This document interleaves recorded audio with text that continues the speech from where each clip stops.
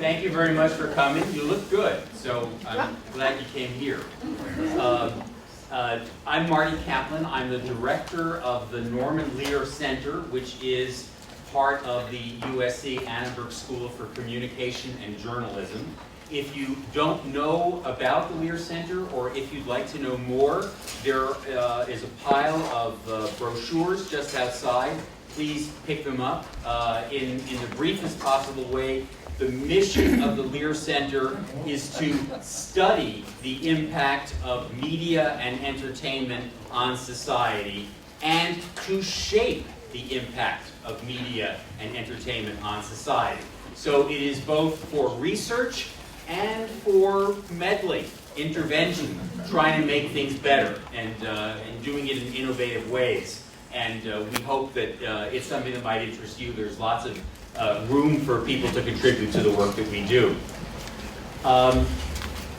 6 years ago, people who in the Annenberg community were kind of shocked to hear that Ev Rogers, who had been some years before associate dean of his school, and he held a Walter Annenberg professorship and was an illustrious star, that he had died. And in his honor, an award was created by the then dean, Jeff Cowan. We're in the Jeffrey Cowan Forum, as a way to memorialize Ev's contributions. Ev was an amazing scholar. One of the books that he wrote, The Diffusion of Innovation, is, as it turns out, the second most cited book in the social sciences. Amazing contribution. But he also was involved in an area called entertainment education. And it was a great passion of his, and he brought that work here while he was here and after he was here as well. If you don't know what entertainment education is, you'll be finding out about it today in the shortest possible way. Entertainment serves as an accidental curriculum.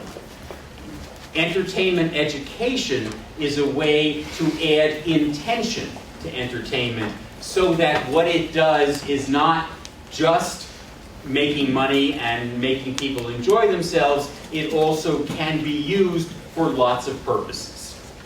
The Lear Center has a program which focuses on entertainment education. Its name is Hollywood Health and Society. That program administers this Rogers Award, and I would like to recognize all at once the people who are part of that program that I want to acknowledge and thank for their work as part of the staff. Sandra de Castro Buffington is the director of the program, and we have in here fresh from the East Coast several of our funders from the Centers for Disease Control and Prevention. We are so grateful for the contributions you make to make our work possible. So please join me in thanking them and the staff.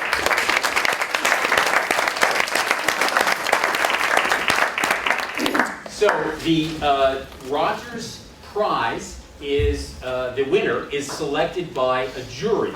And the chair of that jury is a man who was dean of this school, a colleague of Ev Rogers, and he in turn is going to introduce the award recipient. So, Peter Clark. Thank you, Marty. I just want to add a note about Ev, who I knew very, very well from the time we met in 1965. I know I don't look that old. When Marty mentioned that this Fusion of Innovations is the second most cited book in social sciences, he's not kidding, but let me give you a metric for that. It has been cited now just under 30,000 times. And those of you who are familiar with citation indexes in scholarship will recognize that that is an extraordinary number. Ev's work in entertainment education, as distinguished from the Fusion of Innovations, has been fueled by many, many people. A couple of them are in this room, and I want to recognize them because they not only have fueled Ev's contributions to this field, but they themselves have made extraordinary contributions of their own. One of them is David Poindexter, who himself is a former recipient of the Ev Rogers Award, and Sonny Fox, who is West Coast Vice President of Population Communication International, and he was very instrumental in putting together the funding that enabled Ev to do the signature work that he did in Tanzania, which remains to this day some of the most compelling empirical evidence of the value of entertainment education in the developing world. So please join me in recognizing them.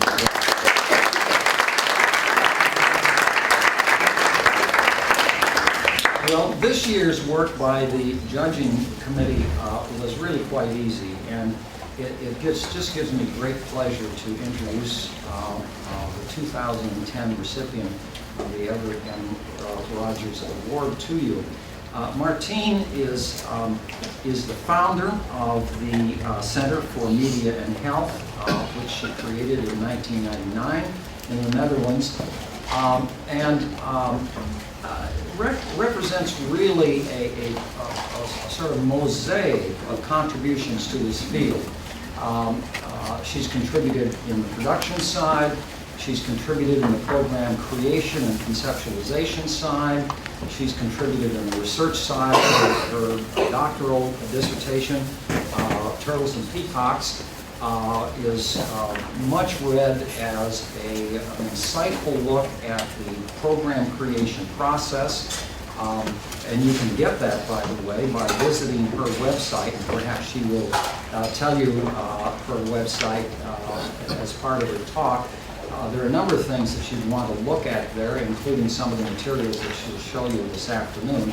But in particular, I'd recommend to you the journal article version of Turtles and Peacocks, which appeared as an article in Communication Theory and is downloadable from her site.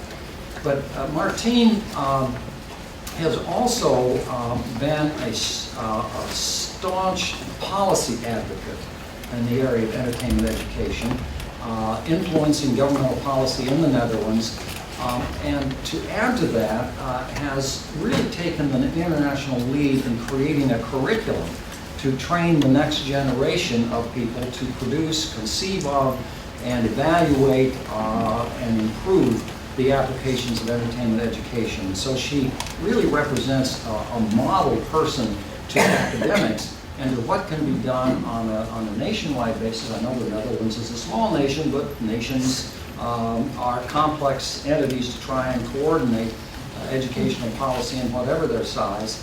Her center is really famous for creating the infrastructure that enables the training and the education of the next generation of creators of entertainment education. So it's a great pleasure to introduce you to the 2010 recipient of the Rogers Award, Dr. Martine Bouman.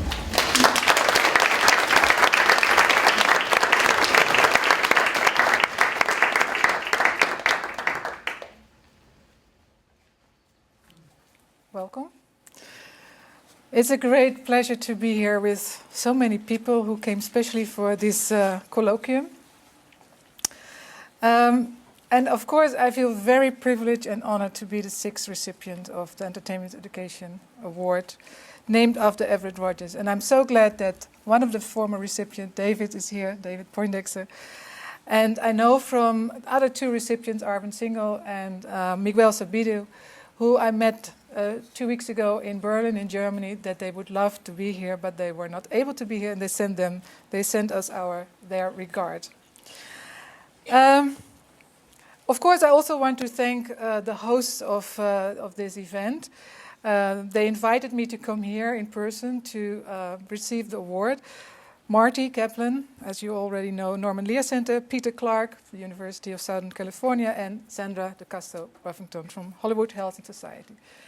I also would like to thank Christina Felix, who did a wonderful job for the logistic details to bring me here and to keep me hosted here. So thank all of you. The award is named after Everett Rogers. And as some of you may probably know, I have had the luck to meet him in person and to work with him on several occasions. And I hold dear the first meeting that I had with him. It was a little bit an awkward situation, I must say. It was on a beautiful morning in 1991. I was in Finland, and I was participating in a North Karelia health tour as part of a conference. And we went to the lobby to be there for the bus drive. And there was a distinguished gentleman sitting there, and he was clearly waiting for people. So I arrived in the lobby, and I stuck out my hand, and I said to him, "Hello, my name is Martine Bouman. Are you the bus driver?" And you know, he smiled. He took my hand, and he said, "Very nice to meet you, Mrs. Bouman. Yes, we will be traveling together, although I will not be driving." So I was not sure what his role would be in this tour. So I started a conversation. You know, you're a little bit embarrassed, so you start a little bit social talk. And then we joined each other walking to the bus, and then I told him that I was working in the health communication field, and that I was specifically interested in the entertainment education strategy. And I was talking with him about entertainment education, and then I casually mentioned the Indian television series Humlock as one of the examples that was known to me. And then again, this man's eyes started shining, and he stuck out his hand, and he introduced himself, and he said, "Hello, I'm F. Rogers, and I know this Humlock project very well." I believe I was the first scholar to try to measure the effects of entertainment education on audience members' knowledge and attitudes toward the educational issue and actual behavior change. This was a study of the effects on family planning behavior in India of a television soap opera named Humlock in the mid-'80s. So, of course, I was very familiar with the Humlock's writing, and not recognizing Ev in person was quite embarrassing, I must say. So the next few days we talked a lot about entertainment education. And you know, Ev is a very busy person, so I was so lucky that we had a North Karelia tour. We had 3 days to really exchange. And at a certain point in time, I asked him if he would be willing to consider to be a member of my, long-distance member of my PhD committee. And of course, Ev smiled again, and he said, "Well, I'm happy that I had such a rapid promotion from being a bus driver to be part of your doctoral committee." And so when I started to do my PhD in the University of Wageningen, I discovered that Ev had a very strong ties with the Netherlands. And his relationship with the Netherlands, and especially with the Wageningen Agricultural University, went back for decades. So, again, the metaphor of Ev as a bus driver is very suitable for him, because Ev, he guided many of us on our entertainment education journeys, including mine. As we all know, he was very friendly, he was radiant, and he also was very inclusive. And he introduced me to several people who were already working in the entertainment education field. One of them was Arvind Singhal, whom I met first in 1992 in New Delhi. Here you see a picture of a long time ago when we were in New Delhi. And of course, he introduced me to David Poindexter, to William Brown, Michael Cody. So a lot of people I got to know because of this kind introductions of Ev. I also remember my first spark. How did I get involved in entertainment education? Why did I start my journey on entertainment education? And it was in the early 80s. At that time, I was employed with the Netherlands Heart Foundation. And I saw a drama series on television. It was called Zeg eens A, which means that's a phrase you have to say when the doctor is looking in your throat. Zeg eens A. Say A. Okay. And it was about a general practitioner, a woman who was a doctor, and she had a lot of patients in her practice. And I really thought, wow, this is a good setting to introduce heart health themes, lifestyle themes in such a drama series. But it was in 1992, and 4 million people watched this series. No, it was even earlier. It was in the 80s. So 4 million out of 50 million people watched this series. But of course, this series did not incorporate on a planned health communication message. And I thought, well, this is pity. We should really try to collaborate with the people in the entertainment industry. And because of my contacts with Ev, I shared this with him. And he told me a lot about the potential of entertainment education. But he also said, well, entertainment education is also great fun. Oh yes, the fun parts. Of course, it's a lot of fun to get high ratings if it's a radio or television show, or to have a lot of people come. And many of these programs have been unbelievably popular. And the real payoff isn't just the number of people that are watching, viewing, listening, reading, whatever, but it's the changes in their behavior.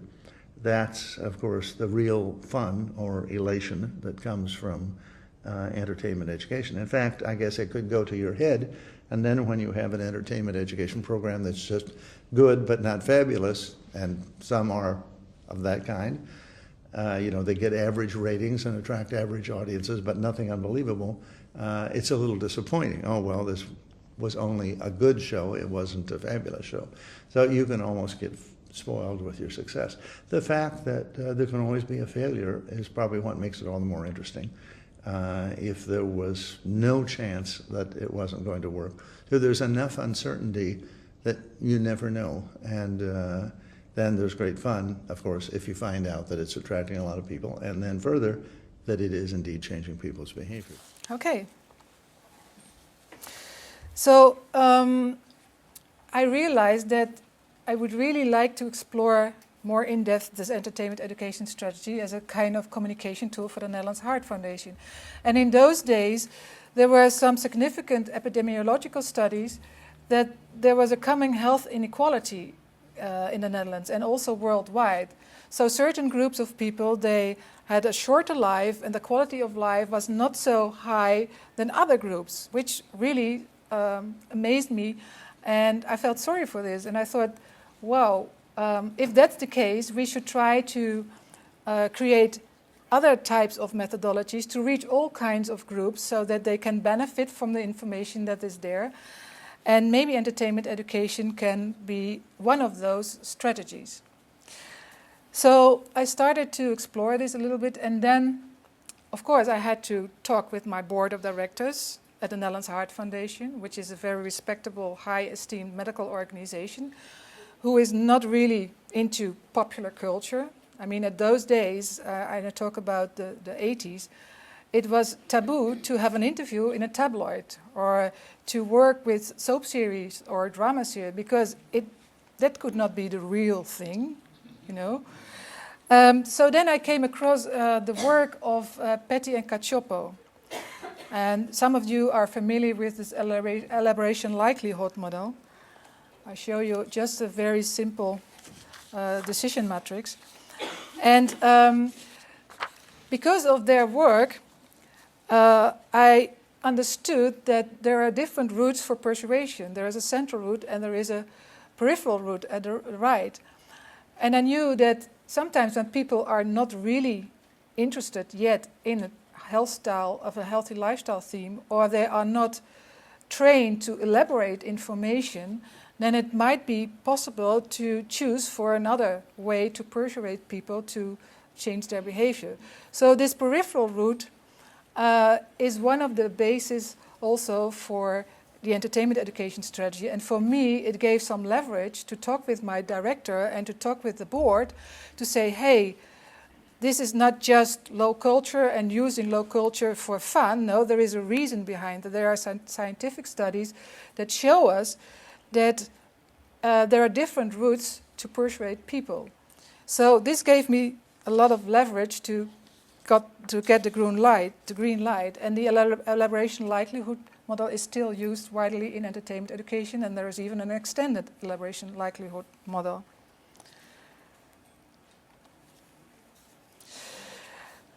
So I got the green light of the Netherlands Heart Foundation director and management to experiment with entertainment education.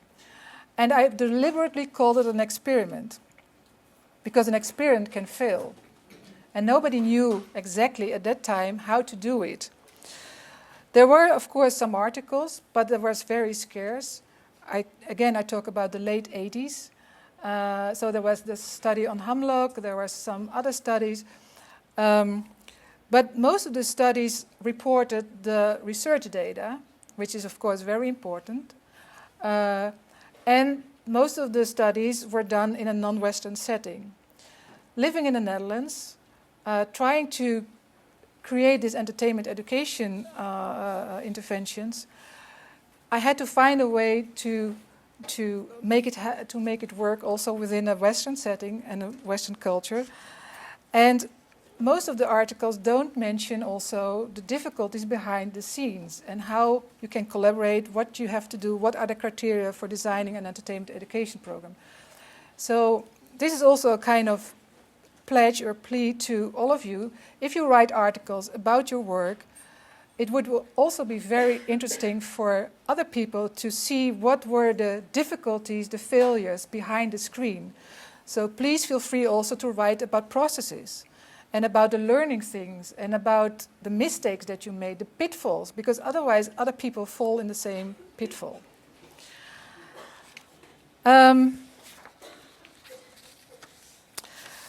So I already found out that if you really want to create entertainment education as a kind of planned intervention strategy, then it needs a lot of time. And it needs also a lot of serious planning. And I have agreed with this. It isn't easy to make a successful EE project. It's much more difficult than having just an entertainment program or just an educational program. And the extra effort that's required is much more planning time to plan it. And I have, as an individual, I've never enjoyed planning things. I wanted to do them.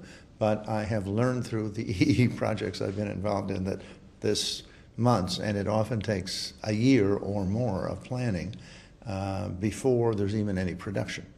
And this amounts to doing formative evaluation to find out about the audience, to plan the characters and the storyline and the script, and also to call together involved people, community leaders or national leaders, including people who might oppose it if it's a sensitive issue. This all requires this long period of time and a certain amount of cost, but I'm convinced that's quite worthwhile than in a more effective program when one actually has it. And I believe that almost all of the effective entertainment education projects of whatever channel they have used have had that long period of planning. Has any one of you ever fancied to tango?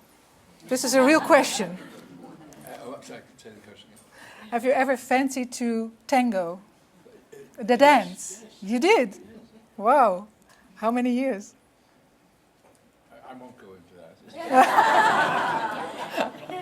Well, this is very good that you tried to tango and that you experienced this. Are there any other people who tango? Wow, that's wonderful. So we know that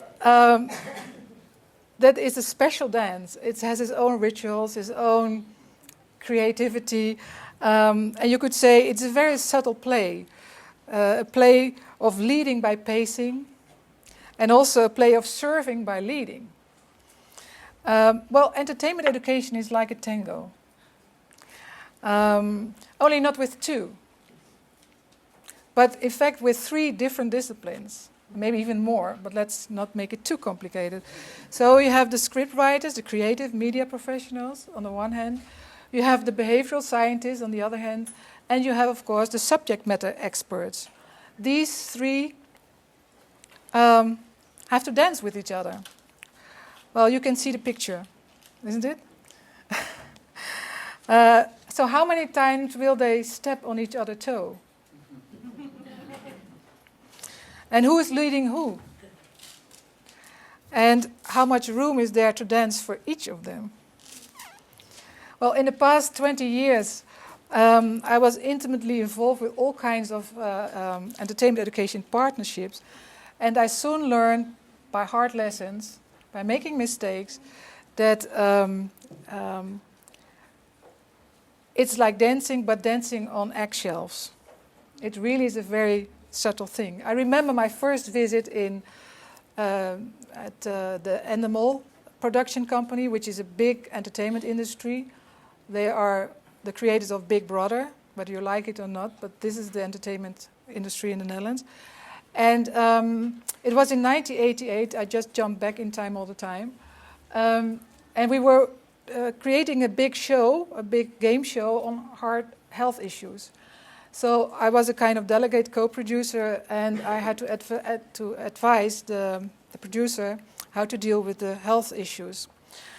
And the moment I stepped into the room for the meeting, I was taken apart by one of the producers, and he said to me, "Martine, please be careful with what you say, and please be careful with the sensitive nature of our scriptwriters." So I thought, oh my gosh, I didn't plan to say rude things or so, but there is something that needs to be balanced here. So I learned that it was really a kind of subtle interaction and subtle play. And when I talked this over with F, he recognized this very well. And on several occasions, he referred to a metaphor that I used in my work. And the other resistance, which is worldwide and is a problem to be overcome everywhere, is exemplified by Martine Bouman's PhD dissertation title, The Peacock and the Turtle. The peacocks of the world, I believe she means, are the creative people, scriptwriters, directors, producers. The turtles are the people like me, the scholars who do research on entertainment education, including formative research on where the audience is. Many entertainment people think that we turtles are too slow. That's why we're turtles, not peacocks.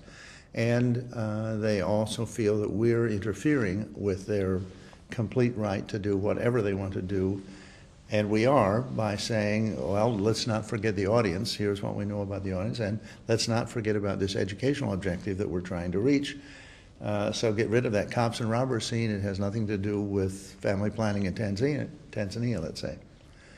So that is an inherent kind of conflict, and it gets worked out, but always with difficulty, And ultimately it comes down to the creative people being shown or convinced that they can make a more effective program that will have greater impact on society. They all want to improve society. They don't want to make it worse. And if collaborating with a turtle can, get the peacock toward what they want, then ultimately they will, at least to some degree, collaborate. So when I talk with scriptwriters during my PhD research, some of them said, well, this world is like a zoo with birds of different feathers. So that's why the peacock metaphor came up. And they also said when they collaborated with a subject specialist or with a scientist, they said, well, he was like a turtle. showing his head now and then quickly, and then, no, showing his head now and then quickly withdrawing when it became too dangerous. So when it became too popular or too edgy, then these people tended to drop out. So that's why the turtle and the peacock metaphor is used in my work now. But when I really talked to the producers and the script writers, they also said, especially the producers and the directors of the broadcasting organizations, they said, well, the more competent and intelligent our partners are, the more we like it, the more interested in the game. So they really like to have a kind of equal partnership in this. So in the beginning, I had to learn the entertainment education work by doing things, and it was a hard way. So I made several mistakes, as I already told you. For example, I mentioned the word education. But entertainment education, which is a big mistake. You should never use this word, but nowadays I say, well, would you be willing to integrate an actual theme which is now happening in society, which can create a nice drama line and contribute to important things that are going on at this moment, instead of education. And also, we used to use the word target audiences.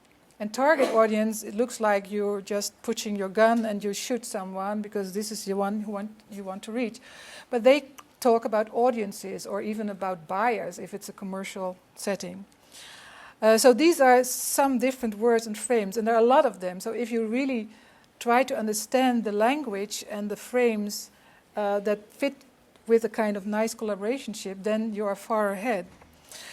So the way I wanted to learn more about when to dance and how to step forward and how to withdraw yourself is also by studying the theories of creativity, because I really wanted to know, what did I wrong? Why did I sometimes step on another's toe? Did I come too soon? Had I wait?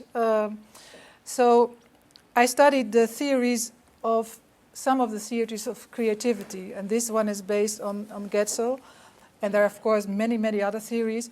But what I found so interesting to discover is, first of all, that you have different stages in a creative process, but there are also these different brain modes. You have the left and the right brain modes. It's this is simplifying what I'm telling now, but the scientists among us, we are more trained in a left brain mode. So we like linear things, we like logical things, we like digital, sequential, syntactical ways of approaching things. While the creative people are more intuitive, they are more synthetic, they are non-verbal, perceptual. And if you see which stages of change, which stages of creativity link with these brain parts, of course we all have a left and a right brain, by the way. It's not that we only have this one or that, but we are more trained in one or the others.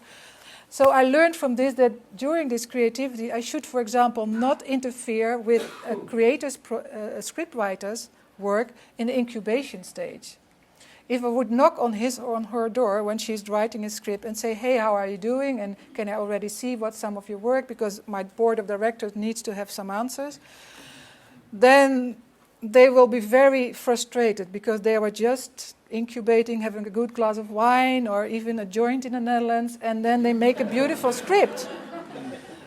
So I learned just to be there at the saturation stage, which is the research stage, and also at the end, because of course I wanted to check, did they do the work that we wanted, and did it serve some purpose? So this helped me very much. And of course there is a great difference between theory and practice. So another interesting theory that helped me in entertainment education in the Netherlands was the work of the French sociologist Pierre Bourdieu. And I think many of you have read him or heard of him. And he was the one who wrote about these different fields. He had a general theory of practice. And what I found very interesting, he did some work on art and on science, and he said, well, we have different forms of capital: economic capital, cultural capital, and social capital. And every individual in every field strives to maximize its form of capital. And if you are, for example, let's say in the media domain, then you have the autonomy and the power to include people or exclude people. So if you want to collaborate with the media industry, or the other way around, if the media wants to collaborate with the health professionals, they also have their own field, with their own feel of the game, with their own habitus, with their own rules and norms. And if you don't understand these very well, then it's difficult to enter this domain. So if there is a way to exchange capital forms that really helps each other to do your work better, then there is a room for collaboration. For example, the Netherlands Heart Foundation had a lot of members, support members of the foundation. So if we talk with a producer and we say, hey, if you, we would like to collaborate with you, and we will tell all our members, all our supporters that we work with you, then more than 800,000, which is a lot in the Netherlands, will watch your program. So your figure will rise. So this is a kind of non-economic but symbolic capital that we take to the floor. Also, our respect, our name and fame, we will bring to the floor. So in this way, you can exchange capital forms, which is very interesting. And I wrote this in my book, The People, the Turtle and the Peacock. And for you, it might also be good to know that we in the Netherlands have a strong public broadcasting system. We have a moderate commercialization, which helps, of course, to work with the creative media industry in Hilversum. So I was able to make different entertainment education series in the Netherlands. For example, Villa Borghese, which was a 13-episode series of 15 minutes each. Medical Center Wedge, which was a hospital series. And I also was able to work with Costa, one of the other series. Exactly 20 years after I had my first visit at this entertainment producer in the mall, I came back. It was in 2008. And this time, the collaboration went very smooth. They didn't take me apart to warn me to be sensitive with the nature of the creative. Somehow, in the 20 years, a lot has happened. So what did we do to make this happen? Well, we created the Center for Media and Health. You see the dancing floor in the middle? This is where all the people come together and have their tangos. Well, this is the way we intermediate between science, research, and policy when we create entertainment education interventions. And one of the things we did was to really try to figure out how script writers do their work. I really was interested sincerely in how they write their scripts, how they find the characters, how they find the storylines, what the time restraints were, what the budget restraints were. So I applied for a grant. It's called Health on Screen, this grant.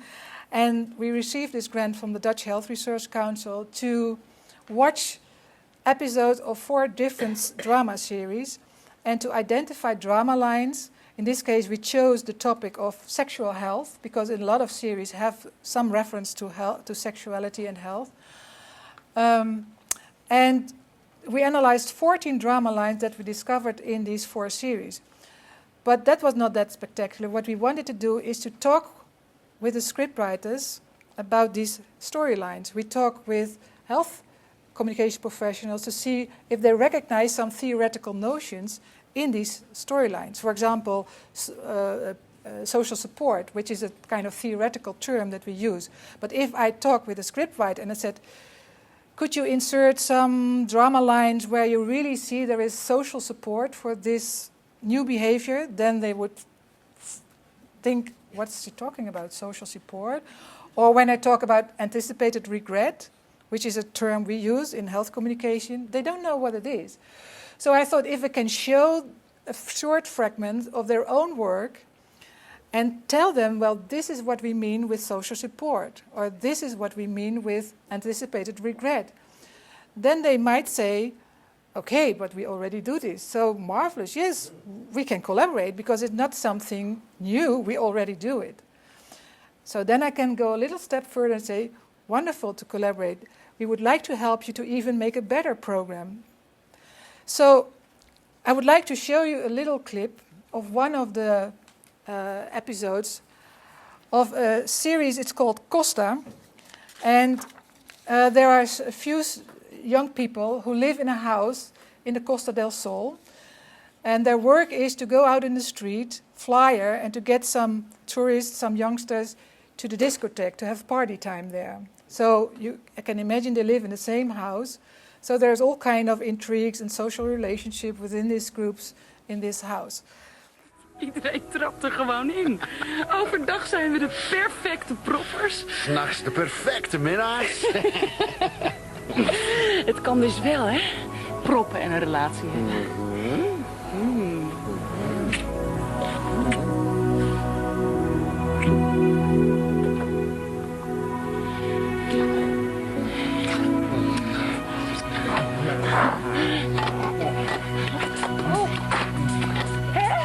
Wat is er? Kom nou eens allemaal op.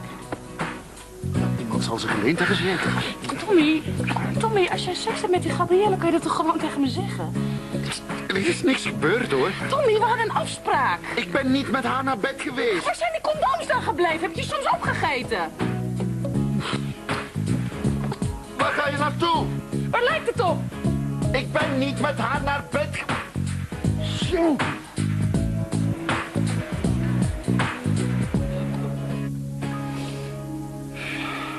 Mariette, kom je ontbijten? Ik heb alles klaargezet. Oh, lekker, dank je.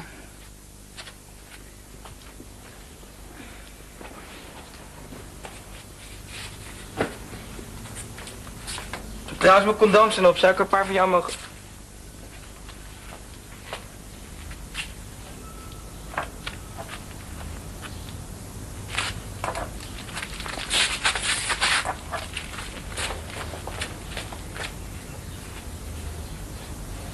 Schatje, het spijt me zo van gisteren.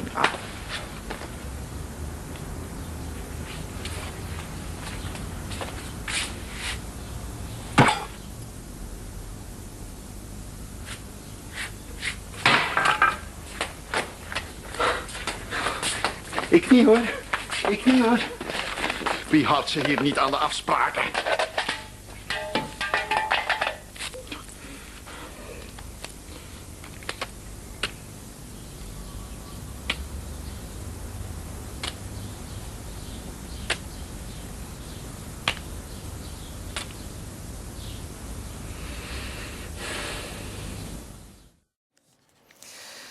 Well, this is an example of a drama series element in which we collaborated with the scriptwriter because they had a movie in the cinema which was very popular in Belgium and in the Netherlands. So a lot of young people watched the movie, but there was no reference to safe sex practice, nothing.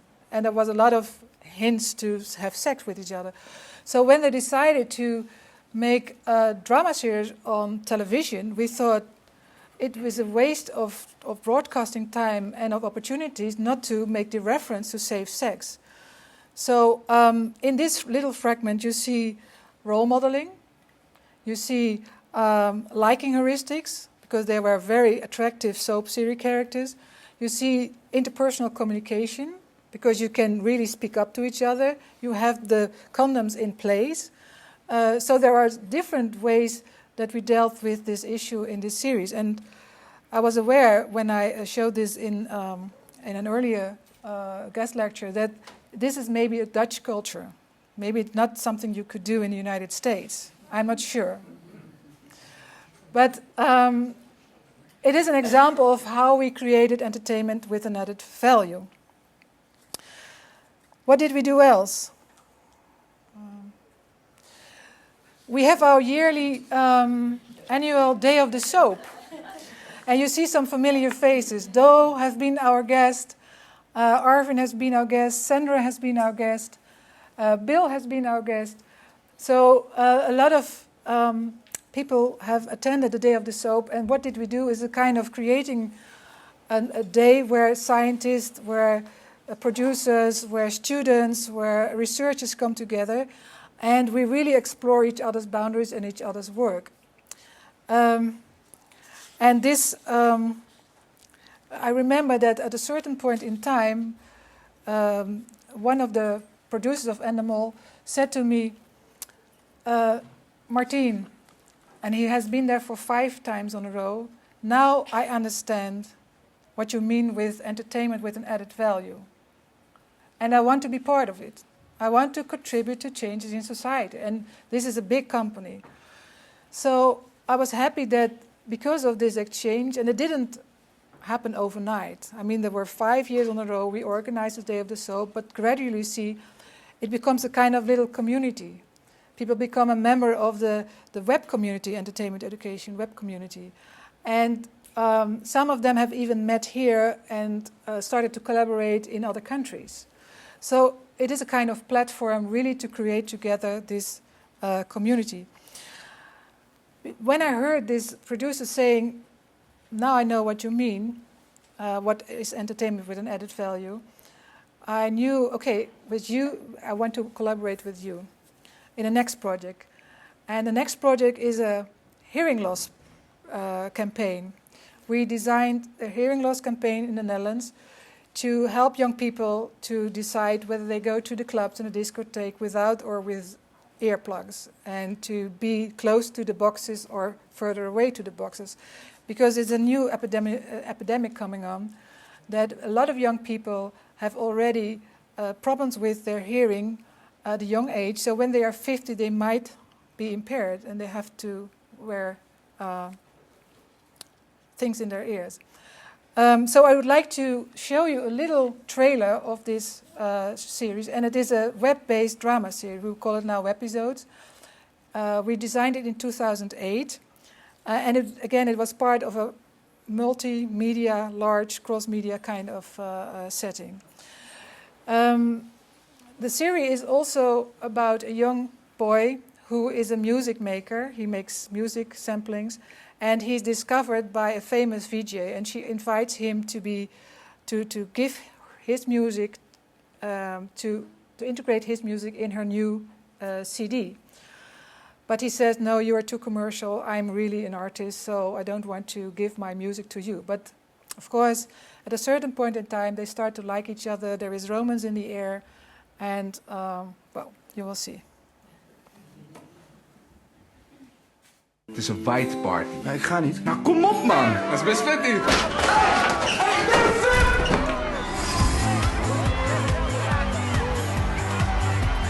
Zijn jullie van plan vannacht? Je hebt nooit meisjes, Dus ik moet toeslaan? Precies.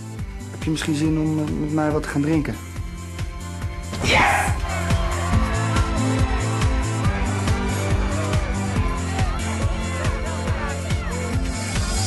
De pijn is eigenlijk een teken dat het te laat is. Heb je er al gezien? Nee, dat moet zo met iemand met een gehoorprobleem. Hey, leuk dat je er bent. Dit is Frank, mijn manager. Hey jongen. Hey. Ik krijg je niet uit mijn kop.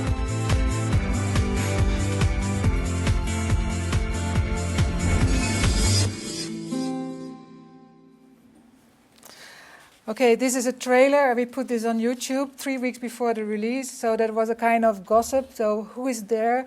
One of the favorite characters in other series was in this series. They were all famous soap stars. So there was a kind of rumor spread around. Is there a new series? We want to see it. And this was really for us a tryout. And also there, of course, we made mistakes. Because one of the things I learned from this, we called it a web soap, an internet soap. And the word... Every episode was 2.5 minutes.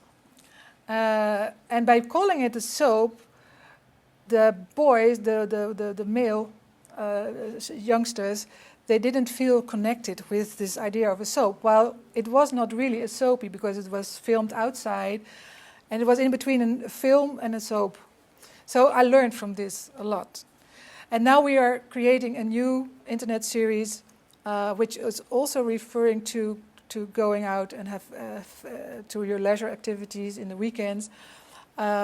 And it will be based on transmedia concepts and 360-degree storytelling with a lot of new media and blogs connected. So this is our next project.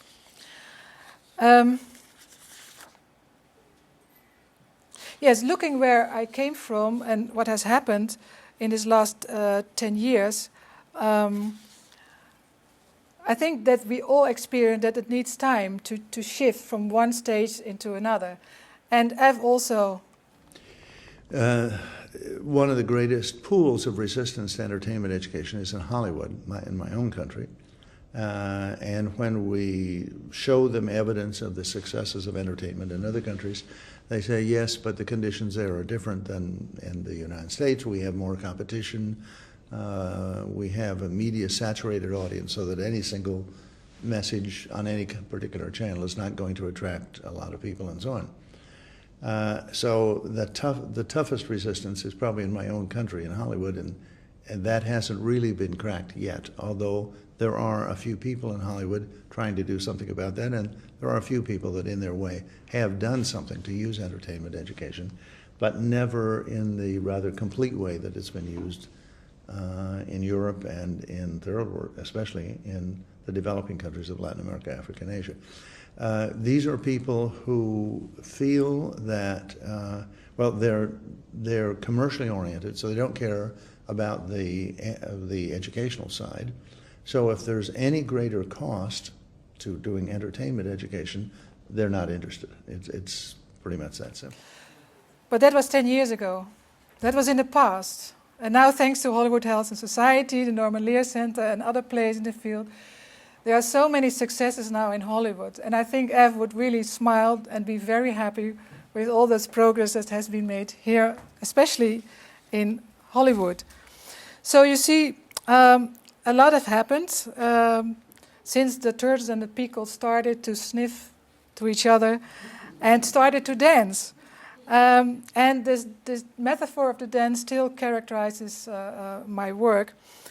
And I would like to invite all of you to have the pleasure and the joy to bridge different gaps and to play this game of really respectful game. It's not playing with each other, but it's really trying to find out who are you, what is your expertise, how do you do your work, can I help you somewhere, and make things work together. And that's what we also did with creating entertainment education teachings modules in the Netherlands. So we have 6 universities, 6 organizations who now train students in becoming skilled entertainment education collaborators, and to invite them on the dance floor. And to conclude, I'm happy that the interaction with the turtles and the peacocks is also shared by the one and only. I have enjoyed working with creative people, with the peacocks of the world, and I've learned a great deal from them. Never enough to ever fool myself that I could do anything creative myself. I'm happy to be a turtle. I keep on crawling along at slow pace like turtles should. Thank you.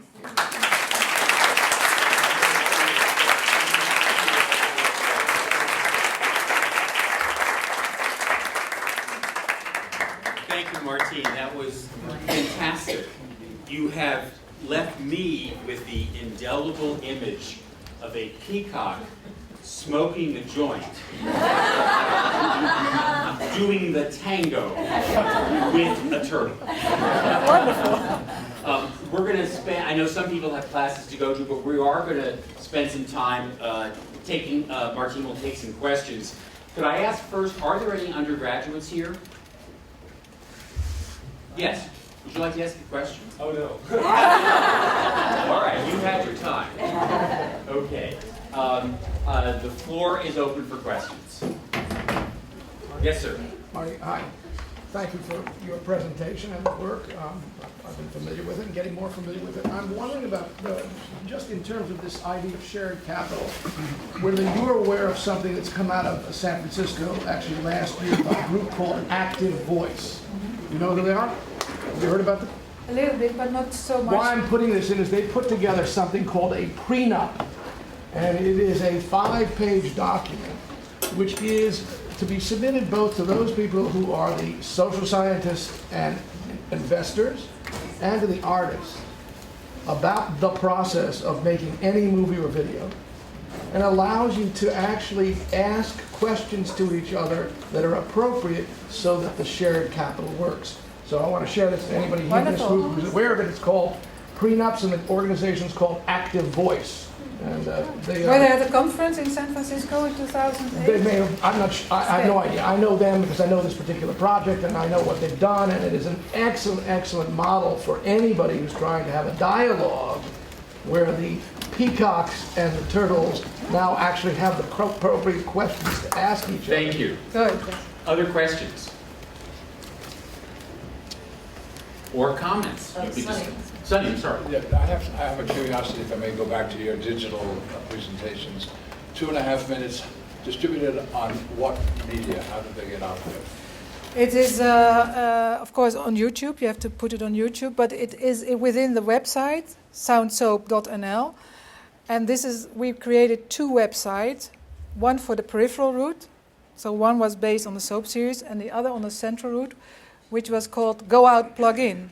So the payoff of everything was Go Out Plug In. So you could see it on the website.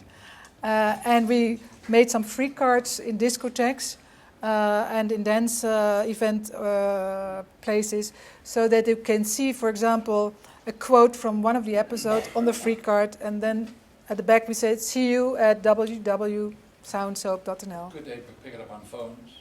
Not yet. That will be the next possibility. Because we discussed this, but sometimes you need to pay for this. And we had the experience that in other projects that children or young people were charged money for this, and we didn't want to get into that. And how many episodes did you actually produce of this? In this we created 10 episodes, which together makes a kind of 25 television series. So we can also re-edit it, and then it is a complete television product also. That's how we did it. And did you get any measure of how popular it was? Yes, we did, of course, our Google analytics, but we also did a whole pre-post control study on the whole campaign. So there was also the other elements, which included the sound series.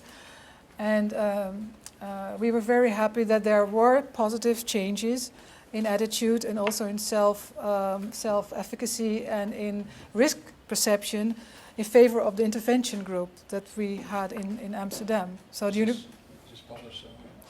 it is. You can download all the Dutch reports. So if you find a Dutch person in your neighborhood, you can read everything. And I have not had the time yet to write a peer-reviewed English article, and I'm very sorry for that. Just in continuation of the same. Nice job, Martine. Thank you. How do you draw people to this YouTube video? How do you get your audience to know it's there? Well, this is something that we will even we learned from this process, because I asked an organization who was very familiar with social media to do this for us, but they were not in our office, which means that sometimes I didn't know how they were working with big web communities, how they were collaborating with online journalists. So at a certain point of time, we decided we have to do this work also within the center, because it really is very subtle. So we had, for example, a press conference at Entertainment, the Animal Production Company. So there was online press, offline press, radio and television. But because it was an entertainment education series, we didn't really want to uncover the theme, to really be very specific about it, because otherwise maybe the the youngsters would read in the tabloids and in the papers new internet series about hearing loss. And then we would maybe lose our audiences. And this was very difficult because we wanted to share that it was an entertainment with an added value, and we didn't want to hold back information from the press. So we had a press conference, but it was one of the most difficult moments in my life when I had to explain what we were doing without telling them. Yeah. Joe? You have this idea of the three to tango, and it sometimes strikes me that besides the peacocks and the turtles, you have this group called the donors. Yeah. Which I don't know. I don't know quite what but they have tremendous power in the system of this exchange, and I wondered if you could talk a little bit about your experience with that in terms of facilitating these very different modes and values about what's important. Yeah. Well, the issue of power is very important. If you study health communication, you will never find a chapter on power relations. So when I studied really this whole process of collaboration, I was really interested in this negotiated struggle between different power positions. That's why Bourdieu is so very interesting. When I collaborated with producers, I was a delegate producer from the Netherlands Heart Foundation, and we had our own funding, so I really took care of that part. So sometimes my board of directors, of course, wanted me to tell, okay, Martine, what are you doing there and how is it evolving? So one of the criteria that I mention also in my book is that you have to have a good backing, that really the people behind you must support you, because there is a lot of money sometimes involved for the research and for things. And if you're not a good player, if you don't have a feel for the game and you're not socialized in this world, it can be a waste of money too. But of course, you must not have the attitude who pays decides. That's not a good attitude. So the role of the donor is, I think, the one who decides about the proposal, about the whole intervention project, and then you have, of course, to give them feedback afterward, but not during the process. And it would be a mistake if they really would force the message into the drama line. Then it would not be an organic thing. And I have made that mistake too, because I wanted to please my directors and the Heart Foundation and the board. So at a certain point I thought, when is the heart health issue mentioned in the drama line of Villa Borghese? We had 12 episodes. When do you come up with the storylines about this? You cannot do it the first one. But after 4 drama episodes, I thought, now that the message should be there, otherwise I have nothing to show in the end. So I went through 25 years of process, and now I know what to do and not to do. But of course, and I hope that everybody will not make the same mistakes as I have done and learn from what we learn. Yeah. When you talked about exchanging capital. Yes. How does media and health exchange capital with the writers and producers and with the public health subject matter experts in creating the entertainment education? What's your role in that area? Well, Bourdieu says there is an interest in disinterestedness, which is an interesting word. And Bill had a wonderful presentation at one of the guest lectures about celebrities. Sometimes celebrities, they give their exposure for a good cause, for free. But of course, they have in mind that it will higher their revenues because there is an increasing of their symbolic capital. So, and that is also with entertainment, in the entertainment industry. Sometimes they want to have this profile of being sustainable or of being pro-social, of contributing to society. So when respected organizations like the Cancer Institute or the CDCs or the heart health organizations collaborate with them, then it gives them more profile. And you bring in your capital because you have an enormous network, you have an enormous image and an enormous goodwill. And of course, it's also tricky because you don't want to lose the goodwill. And that's what happened. I mean, it didn't happen, but that was why I was so afraid when I started in the 80s. And it was a taboo to work in low culture things. That on the one hand, we got our money from the people in the Netherlands for heart health research because we were so respected, we were so medical bulwark, which high esteemed. And on the other hand, we spent it on soaps. So you saw the publications. Why is the Heart Foundation spending money on soaps? And we could explain it. But we could not, of course, explain it in a clear way in the sense of, well, because we want to reach less hard-to-reach groups, because nobody would really understand. Journalists wouldn't be so subtle to really play with this information. So, yes, this is a kind of every time leverage in how do you bring in your capital. And if you can bring viewers to your program by having a big community, then it also helps you to collaborate, because they want high viewer rates for their advertisings. Bill? Is that an answer? Yes. Martine, some of the social capital that you're providing is giving media professionals tools to help them succeed not only in their profession but also in impacting society. I know you're doing seminars and workshops, and maybe you can tell everybody a little bit about that. I think that's an important dimension of what you're doing. Mm-hmm. Well, it is. We try to create a kind of community where everybody's feeling a little bit more comfortable in collaborating with each other. So we said, okay, let's start with the students who study health communication, media studies, communication studies, and also when we organize workshops, or sometimes we create a panel on a conference, then I invite someone of the media industry to join me, and then we are like together, Turtles and Peacocks together as a team, presenting on conferences, and then we can explain a little bit how this exchange of capital works and how we really influence each other in a nice and creative way. So it's important not to have these boundaries around your own domain. And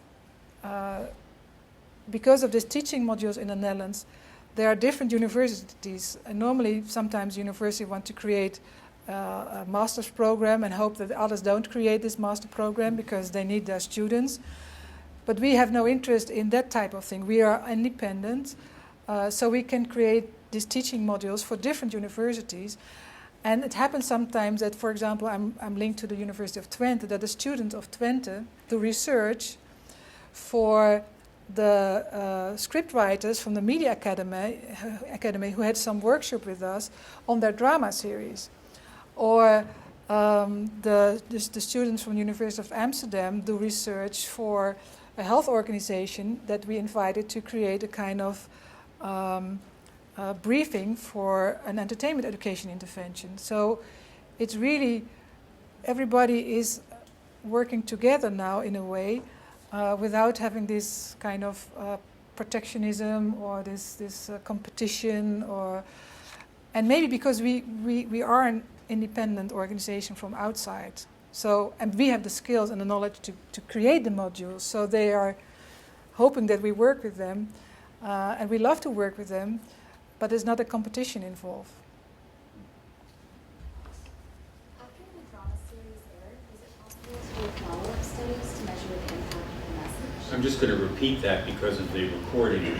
Or maybe you'd like to say it louder? Stand up.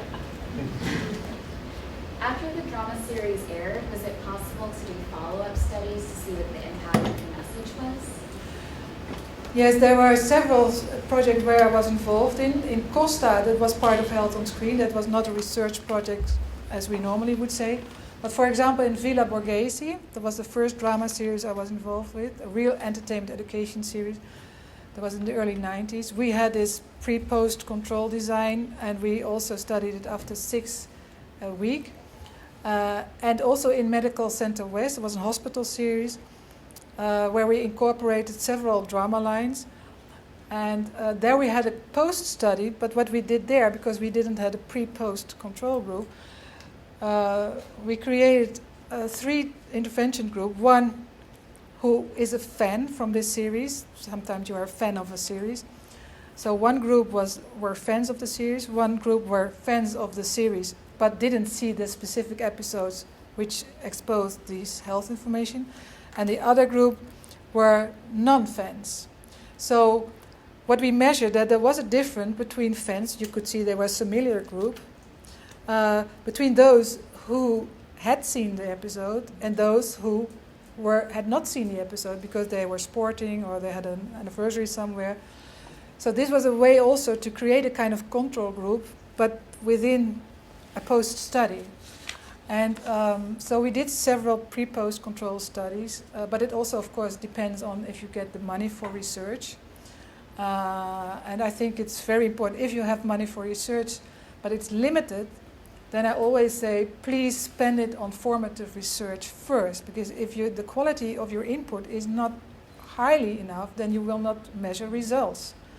But it's more sexier to have an effect study than a formative study.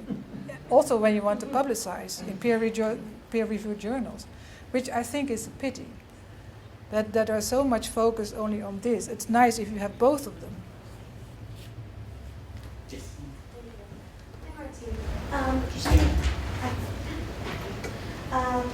You spoke about ways of conveying the message that sort of grease the wheels when working with the peacocks, that we're not going to say the word education, we'll talk about social issues.